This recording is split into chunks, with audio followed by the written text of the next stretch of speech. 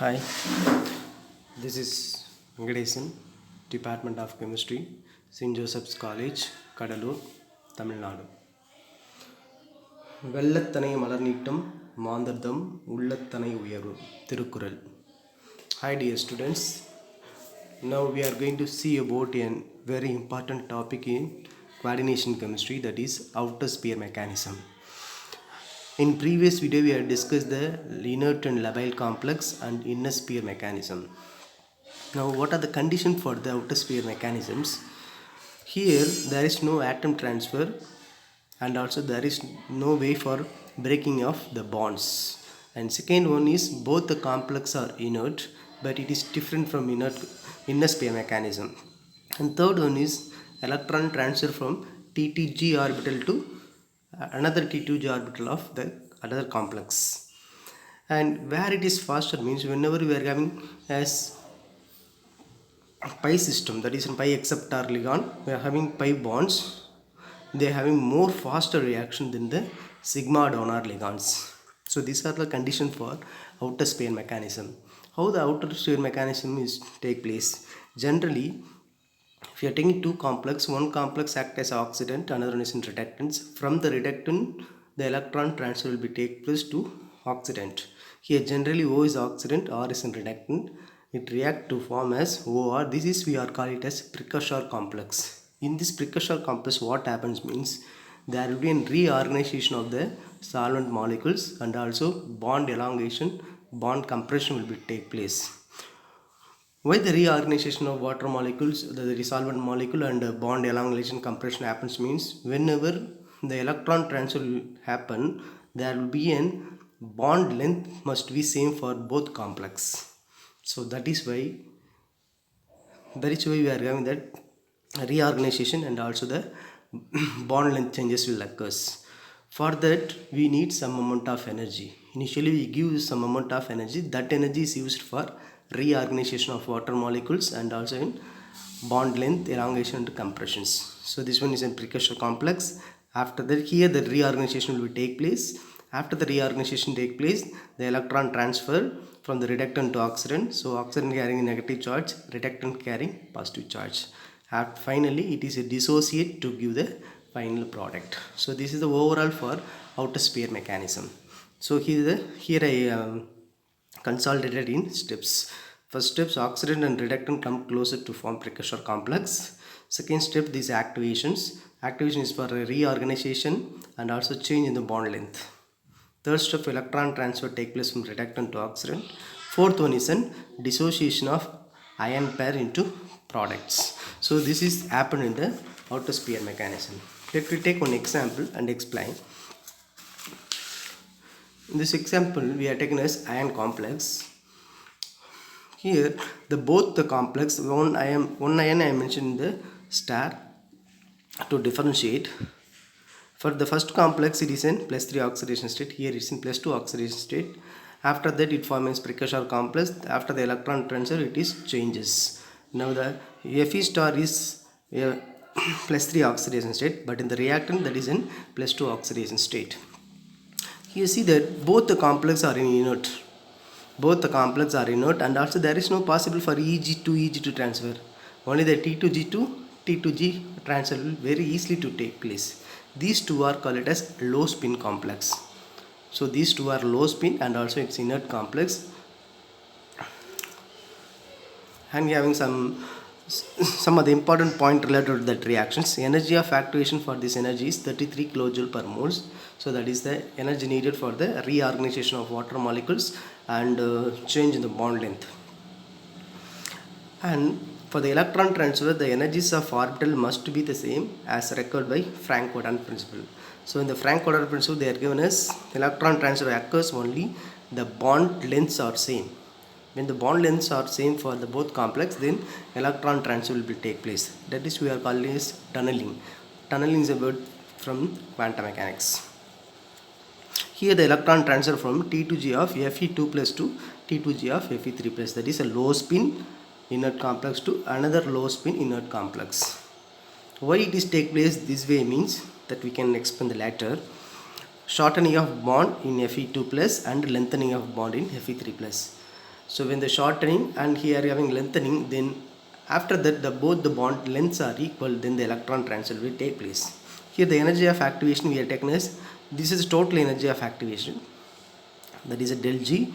The individual energies, that is we are call it as, first one is for T, del GT, that is for bringing oxidant and reductant together, and second one I is for bond compression and stretching.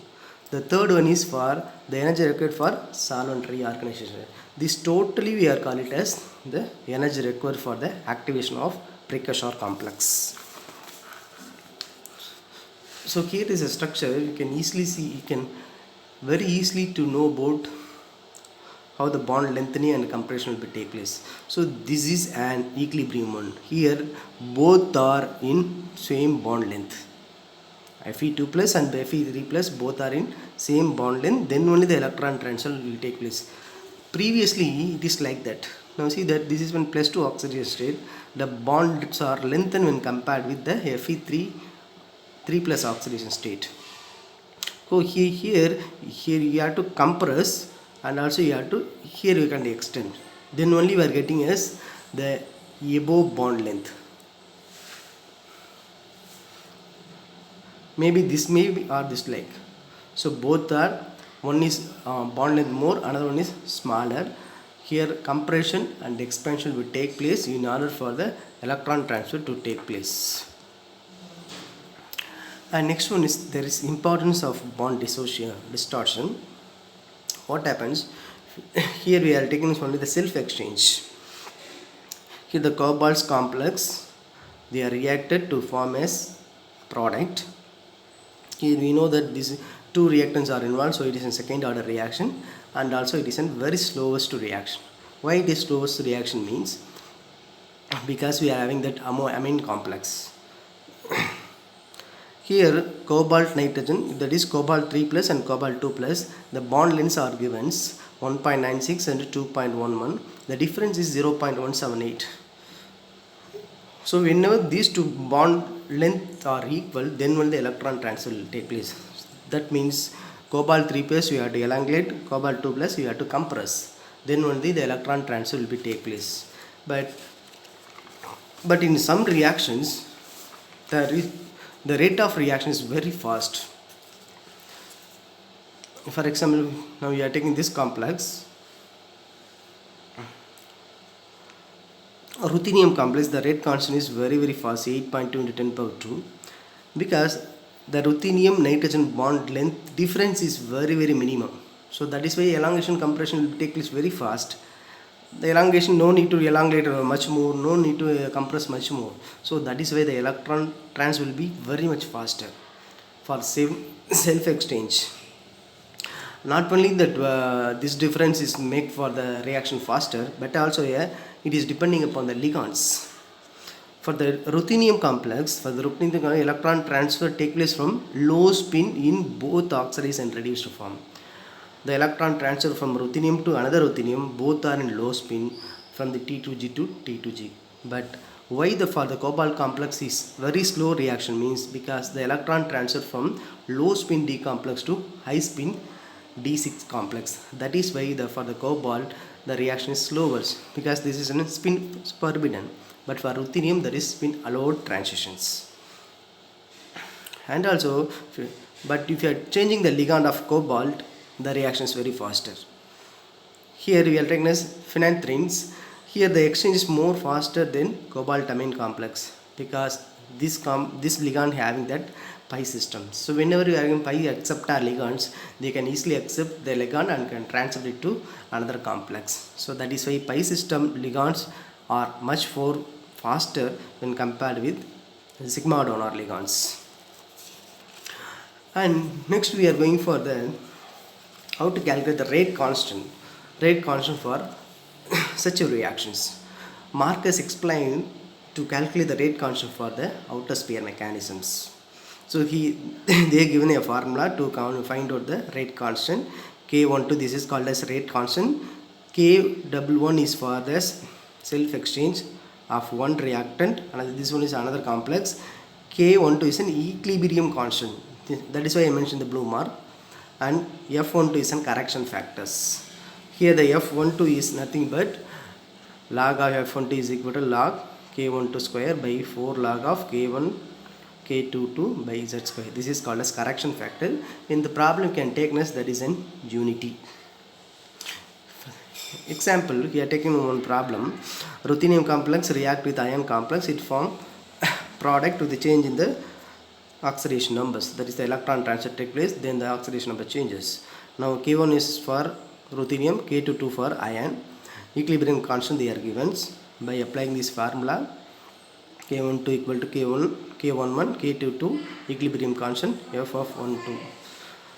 When you are substituted, you are getting 5 into 5, that is for K1, 4 into 10 power 3 for K22, 2 into 10 power 2 is for equilibrium constant. Then finalized you are getting as 2 into 10 power 6. So this is for the cross exchange reaction to calculate the rate constant by Marcos theory. Thank you.